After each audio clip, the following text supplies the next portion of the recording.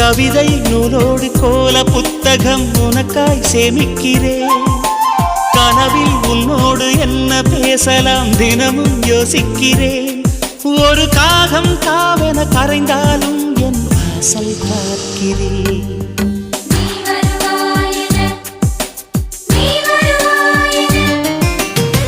பார்த்து பார்த்து கண்கள் பூத்திருப்பேன் நீ வருவாயென. பூத்து பூத்து புன்னகை சேர்த்து வைப்பேன் நீ வருவாயென.